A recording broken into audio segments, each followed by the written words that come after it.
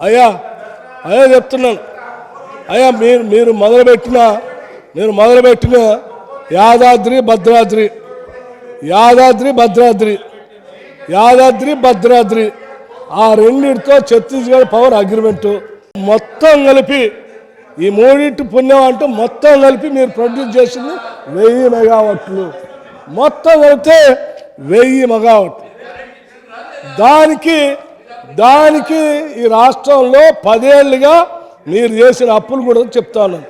అయ్యా ఒక్కసారి ఆలోచించండి. ఏమంటే మీ చర్యల వల్ల ఈరోజు విద్యుత్ రంగంలో ఉన్నటువంటి సంస్థలన్నీ 81,560 కోట్ల అప్పులు పాలైపోయిన అధ్యక్ష. ఏమంటే పట్టుమని ఒక ప్రాజెక్ట్ కట్టరైతే అప్పులు చూస్తే మాత్రం ఇంత పెద్ద ఎత్తున చేస్తుంది. అధ్యక్ష ఇది ఎక్కడ అన్యాయము? ఎవడైనా ప్రాజెక్టులు కట్టి కరెంటు తీసుకొచ్చి ఇగో దానికోసం అప్పు చేసాం, ఈ కరెంటు తెచ్చాం, జనంకి ఇచ్చామని చెప్తారు. ఏం ఉండవు అధ్యక్ష, కానీ అప్పులు మాత్రం అయిపోతాయి 86,560 కోట్లు. పోనీ ఇదేనా? మరి ఇంతటితోనైనా గుండె బయలుపోతుంది అధ్యక్ష ఈ అప్పులు చూస్తూ ఉంటే. నేను ఒక మంత్రి గారు నా మాట్లాడుతూ ఎవరికి లేవు అధ్యక్ష అప్పులు, సభలో ఉన్న వాళ్ళు అందరికీ ఉన్నాయని చెప్పిండు. సార్ మీ ద్వారా వారికి చెప్తా ఉన్నాను, నాకు ఎక్కడ అప్పు లేదు సార్, అప్పు లేదు సార్. నేను అప్పులు అంటేనే భయం నాకు. అటువంటిది రాకరాకి ఈ శాఖ వచ్చింది, ఆ శాఖ, 2 శాఖలు చూస్తూ ఉంటే లక్షల కోట్ల అప్పు అధ్యక్ష. రూపాయి 2 కాదు, ఇది లక్షల కోట్ల అప్పు. ఇది ఎక్కడ అన్యాయం అధ్యక్ష?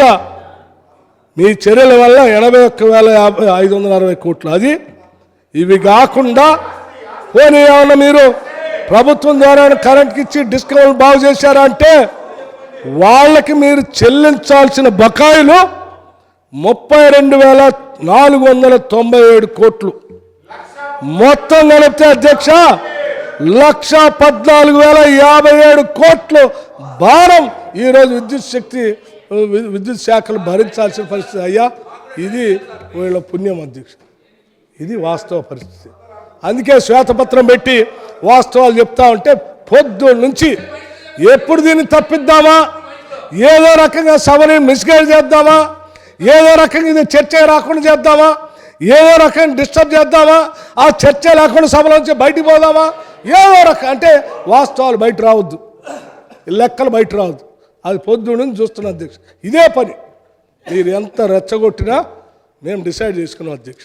మీరు ఎంత రెచ్చగొట్టినా మేము ఆ ట్రాప్లో పడకుండా వాస్తవ విషయాలు ఈ సభకి రాష్ట్రానికి చెప్పాలనే ఆలోచనతోనే నిబ్బరంగా కూర్చున్నాం అధ్యక్ష.